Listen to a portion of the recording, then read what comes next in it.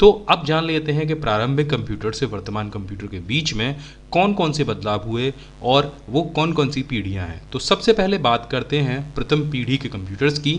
1942 से लेकर 1955 के बीच में प्रथम पीढ़ी के कंप्यूटर का विकास हुआ। इस पीढ़ी के कंप्यूटर में वैक्यूम ट्यूब का इस्तेमाल किया जाता था, जिसकी वजह से इसका आकार बहुत बड़ा होता था।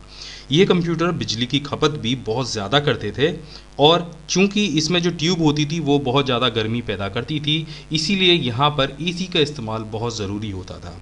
इस कंप्यूटर की सबसे बड़ी बात यह है कि यहाँ पर जो आप विंडोज़ इस्तेमाल करते हैं आज के दौर में बड़े धड़ल्ले से, यहाँ पर वो विंडोज़ या ऑपरेटिंग सिस्टम नहीं होता था।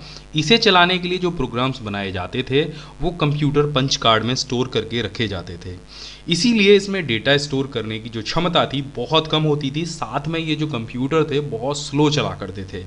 इन कंप्यूटर्स में मशीनी भाषा का इस्तेमाल किया जाता था, यानी ये कंप्यूटर सिर्फ मशीन लैंग्वेज को समझा करते थे। अब बात करते हैं दूसरी पीढ़ी के कंप्यूटर्स की कि क्या क्या बदलाव हुए उन कंप्यूटर्स में। इन कंप्यूटर का जो विकास था 1956 से 1963 के बीच में हुआ और ये कंप्यूटर देखने में कुछ इस तरह के हुआ करते थे।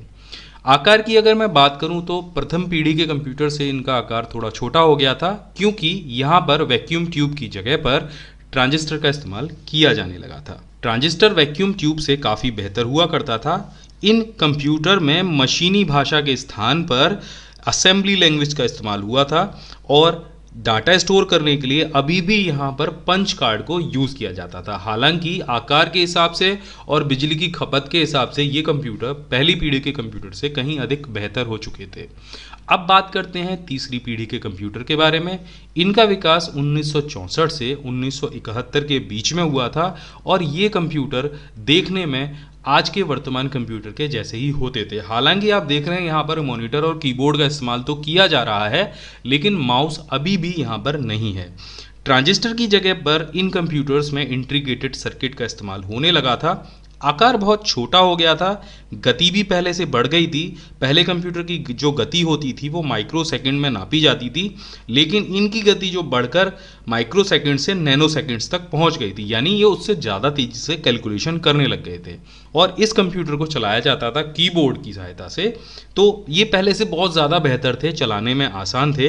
इस पीढ़ी के कंप्यूटर को छोटा और सस्ता बनाया गया था, साथ में ये उपयोग में भी बहुत आसान थे।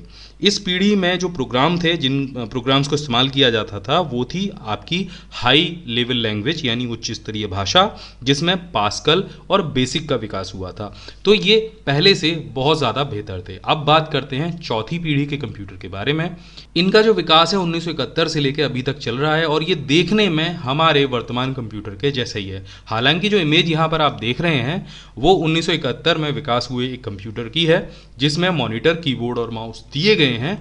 इस कंप्यूटर में इंटीग्रेटेड सर्किट के स्थान पर आपका लोकप्रिय जो अभी वर्तमान में आप इस्तेमाल करते हैं माइक्रो प्रोसेसर या सीपीयू आ चुका था। इन कंप्यूटर का आकार छोटा होने के साथ साथ जो इनकी स्पीड थी वो बहुत बढ़ गई थी कैलकुलेशन करने की। साथ में यहाँ पर हाई स्पीड वाले नेटवर्क, जिसे आप लैन और वैन के नाम से जानते हैं, उसका भी विकास हुआ था। यहाँ पर पहली बार ऑपरेटिंग सिस्टम में MS-DOS का विकास हुआ और धीरे धीरे करके जो MS-DOS थी उसका विकास माइक्रोसॉफ्ट के विंडोज़ के रूप में हो गया था। ज़्यादातर कंप्यूटरों में ऑपरेटिंग सिस्टम के तौर पर विंडोज़ आने लग गया था। इसी वजह से यहाँ पर मल्टीमीडिया का विकास भी हुआ और जो प्रोग्रामिंग भाषा थी वो सी लैंग्वेज हो गई। धीरे धीरे करके ये जो कंप्यूटर थे आज के वर्तमान कंप्यूटर के रूप में बदलने लगे। इसमें ढेर सारी चीज़ें आने लग गई। आप म्यूज़िक भी सुनते हैं, आप इंटरनेट भी चलाते हैं और आप ढेर सारे काम करते हैं। ग्राफिकल यूज़र इंटरफेस आने के बाद से तो बहुत सारे चेंजेस हो गए। तो धीरे धीरे करके ये जो कंप्यूटर थे इन्होंने हमारे अपने घरों में, ऑफिसों में, कार्यालय में, स्कूल में अपनी जगह बना ली और इनकी जो पहुंच थी वो हर आम आदमी के घरों तक हो गई। धीरे धीरे विकास की ये पीढ़ी आगे बढ़ने लगी है और अब आने लगे हैं पांचवी पीढ़ी के कंप्यूटर यानी 5th जनरेशन के कंप्यूटर। इन कंप्यूटरों का विकास अभी जारी है और यहाँ पर अब इस्तेमाल होने लग गया है आर्टिफिशियल इंटेलिजेंस यानी AI, जिसमें आप आमतौर पर देखते होंगे आपके मोबाइल फ़ोन में गूगल असिस्टेंट है। एलेक्सा है या कॉर्नेटा है, और ये धीरे धीरे करके अपने आप को डेवलप कर रहे हैं। कंप्यूटरों में सोचने और समझने की शक्ति डाली जा रही है और इनका विकास धीरे धीरे हो रहा है। इन्हें भविष्य के कंप्यूटर भी कहा जाता है। इन कंप्यूटर्स में क्वांटम कंप्यूटेशन और नैनो टेक्नोलॉजी भी भविष्य में आ सकती है। तो ये थी कंप्यूटर की 5 पीढ़ियां। आशा करता हूं ये वीडियो आपको पसंद आएगा और आप इस चैनल को जरूर सब्सक्राइब करेंगे। आगे भी आपके लिए ऐसे ही वीडियो लेकर आता रहूंगा। जय हिंद, वंदे मातरम। मैं धन्यवाद करता हूँ SAP फाउंडेशन का, जिसने मुझे बच्चों के भविष्य बनाने के लिए चुना।